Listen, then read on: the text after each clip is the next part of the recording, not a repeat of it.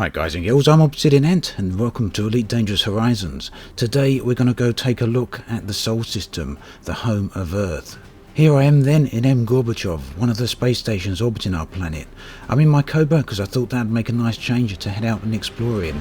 This is Mercury, the closest planet to our Sun and one of the hottest. Clearly at this point in our future we've overcome that problem as we have large settlements there. This is Erlich City, the largest settlement on Mercury, and it is indeed a massive place. It probably makes sense that there's a large city here on Mercury because obviously this planet is the first port of call for any travellers that arrive here in this system. I've done a tour separately of this video of this city and you can see that in the video description below. I'll put a link there for you. This can be a fairly busy place. You see a lot of large ships coming and going over time. Now this isn't the only settlement on this planet. There is a smaller one here. In fact there's two other smaller ones located elsewhere on the planet. Now Mercury is fairly bland in terms of harsh features. It's all very flat, at least as far as I could tell, but impressive nonetheless, largely due to the hanging dust clouds there. Once considered to be Earth's twin due to its similarity in mass and size, Venus is the second brightest object in the night sky. Here, its extremely heavy atmosphere, it gives its hue a very unusual colour. Now, of course, we all recognise this planet. Here is Earth, but it does look a little bit different in this time. The coastlines have changed, particularly notable on Florida there. This is due to the rising tide levels in the next 1,000 years. We're only going to take a cursory glance at this planet because we all know it well, and we can't land there at this point in time. As well as being the cradle of the human civilization, Sol is also the headquarters of Zachary Hudson, the President of the Federation, and it is perhaps for that reason that this system is heavily protected with a capital ship. Now you can take your chances of getting close to this cruiser class ship, but you're likely to have the ship open fire on you, as it has done with me here. So I had to turn tail and run as fast as possible in order not to get destroyed. Their weapons are pretty fast and stripped my shields in no time at all. But it was well worth it because these are ships you don't often get a chance to see. One of the few airless moons that we can't land on in Horizons currently is our very own moon.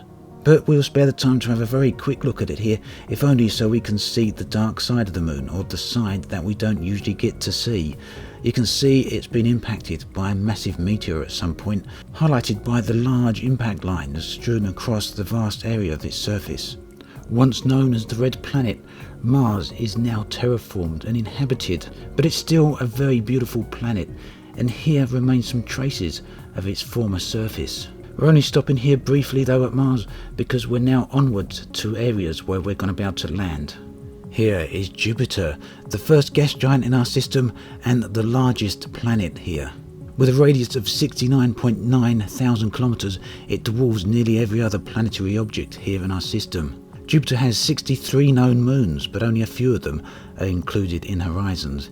Here is one of them, Europa, probably one of the most famous moons in our system. Brought to fame by Arthur C. Clarke's Space Odyssey books and the lines, "All these worlds are yours, except Europa, attempt no landing there."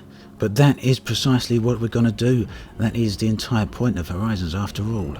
Now, Europa is the 6th largest moon in our solar system, and from here we can see the distinctive ridges and cracks. Of course its surface is icy. Some of these canyons are extremely deep and it's quite an experience to be able to fly through them. Yet further towards the outer edges of our solar system we will find moons with canyons that make these ones pale in comparison. Here is Ganymede, another of the 4 Galilean moons, so called because of the discoveries made by Galileo in the 1600s. Now this moon has got some really interesting surface features. As I approached I could see this little cluster of seemingly very deep canyons here. Still nowhere near as deep as what we're going to find later on, but these ones I found to be very special. What I really liked about them was all of the mist that's hanging here, and of course the ground surface here does really have some nice detail to it. And flying through locations like this really is a pleasure. Now I'm going to stop talking for the next couple of minutes so you can truly appreciate this area.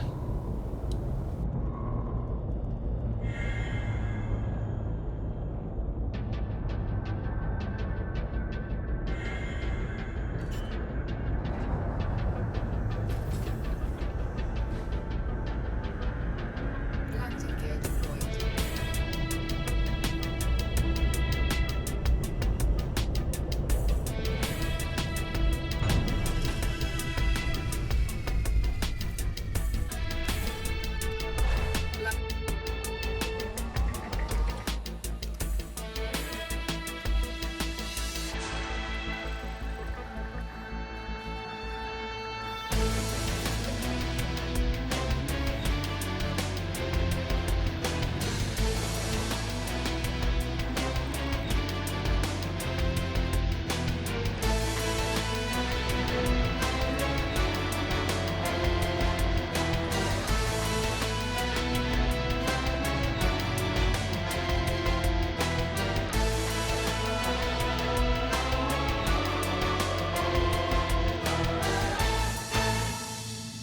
The second largest planet in the solar system here is Jupiter, with a radius of around 58,000 kilometers. It has a moon, Titan, which we can't actually visit in Horizon, but Titan is larger than the planet Mercury. However, we can land on one of Saturn's other moons. This is Enceladus. Now, Enceladus is known to have blue ice on the surface. I'm not sure if that's what we can see here.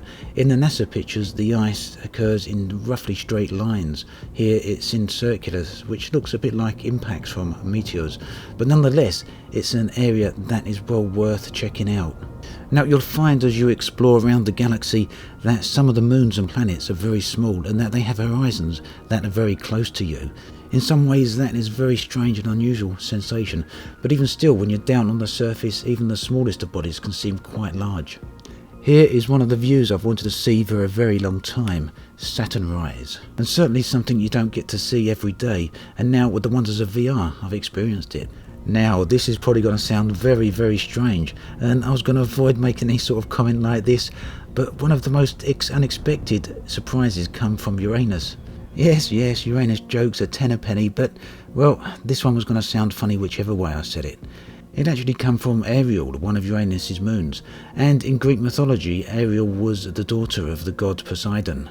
Now, as we approach Ariel here, you can see immediately that it's got some amazingly interesting features. There's that big ridge there on the right-hand side of the planet as we're approaching it, and this huge massive canyon here, which looks extremely deep.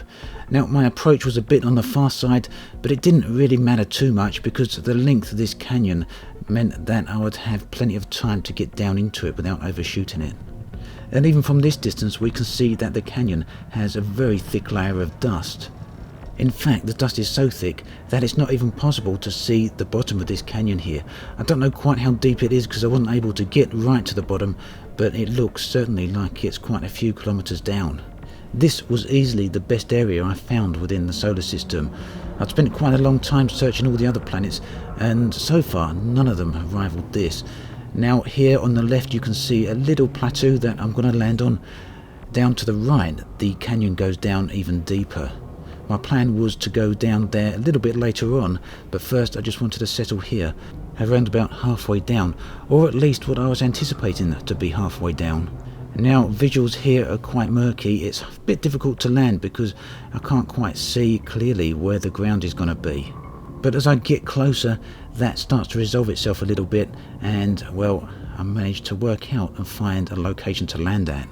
Now, as you can see there on the bottom right of the HUD, the gravity here is very low, meaning that landing is a pretty easy task. But it also means that driving the SRV around here is going to be a little bit of a slippery experience, as it tends to slip and slide quite a lot in low G. At any rate, once again I'm going to stop talking for a while so that you can enjoy the wonders of this area.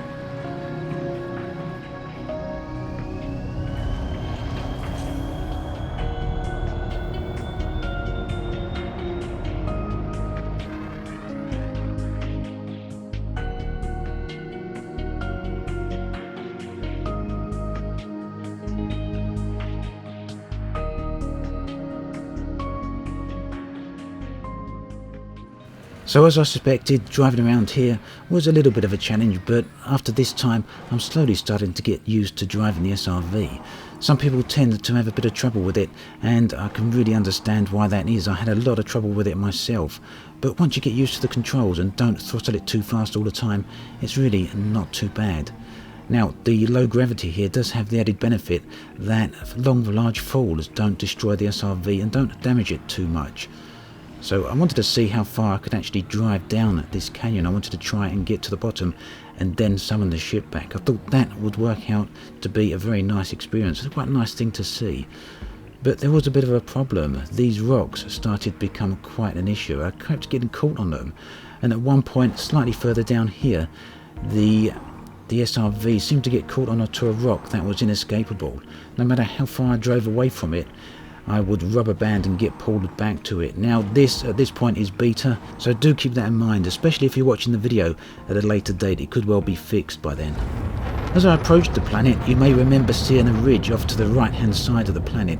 Here then is that ridge. It looks like a massive huge wall, unlike anything I've ever seen anywhere in the game before, but I wanted to land on it. You may well be able to guess what's going to come next. I've got an SRV still to hand, so, well, at the top of a giant cliff, it's probably only really good for a single thing. But I'll tell you now, Ariel is a moon I'll be coming back to again and again. Unfortunately, it is in the Sol system, and the Sol system does require a permit. If you're an older backer of the game, you've probably got the permit already included, but if not, it's something you're going to have to work to be able to get. So, approaching the edge of the cliff now, and there hanging in the sky, you can see Uranus. Uranus is quite a large planet. It's actually the third largest planet in the solar system, and has 27 known moons, but only a few of those, again, are included in the game. Now, right here at the edge of the cliff, I was hoping for a wonderful sight, and I wasn't to be disappointed.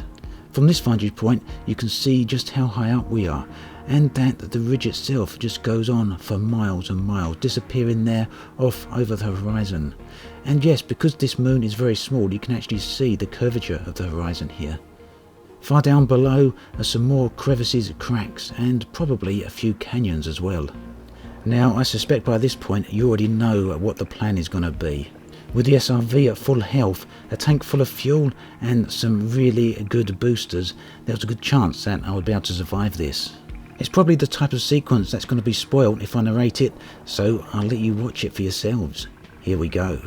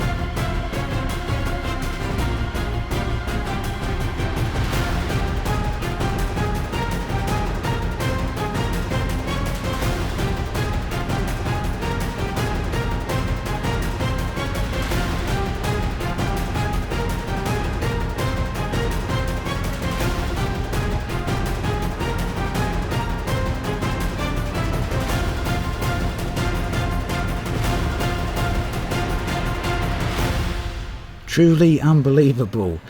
And, well, I don't know if I'll be coming back here to try and repeat that in VR. It might be quite nauseating, but just look at the height of that cliff. Now we're down here. A very, very large drop, and it took quite a while to get down here, didn't it? Something I think will be worth flying around the galaxy trying to find ever-increasing heights. Now, the SRV's scanner was detecting something here, so really I couldn't go away without checking it out and finding out what it was going to be. It wasn't a crash ship though. To my surprise, it was a wrecked SRV. Now, perhaps it was destroyed here by these drones, its cargo strewn out the place, or perhaps it tried what I just tried and met its untimely demise at the bottom. So that marked the end of my time here on Ariel. It was about time to summon back my ship and head on out to the further reaches of the solar system. Here is Neptune. This is a gas giant, the fourth largest planet within our solar system, and it's got a 165-year orbit period around our Sun. Its moon is somewhat unusual. Like our own moon, we can't land on it. Unlike our own moon, we get a warning when we try and land here. This is Triton, and it's currently off limit to off-worlders. It's circled in red on the system map, which I believe indicates a permit, but I haven't seen any reference to that anywhere. And lastly, we have Pluto and Charon. This is Pluto, and originally I believe we were going to be able to land on here in Horizons, but new data from NASA suggests that it's got a very thin atmosphere, and planets with an atmosphere are not available within the Horizons expansion. It would have been an interesting place to land on, but not to worry, we still have Charon, which has some very interesting features. And not only that, it looks quite spectacular even from this far away, quite unusual when compared to most of the other moons and planetoids we get to see. Charon is pretty darn small with a diameter of just 1,208 kilometers, and that's highlighted by the fact that it's not perfectly round. Now unfortunately you're not going to get to see me land on this moon, as we've come to the end of this particular video, so check back at some point in the future and I'll do it at a later date. And that concludes this tour of the solar system. As always, thanks for watching, and I'll catch you guys and girls next time. There are many places in the galaxy that I wanted to visit, but one of the first places was the Pleiades Nebula. This system is Maya, and this planet is the one that the new space station Obsidian Orbital orbits. And here I am in the middle of some combat with one of the new minor factions, the Anthill Mob. Now, ever since Horizons was announced, one of the things that I was most curious about was what it would look like in a nebula from the surface of a planet.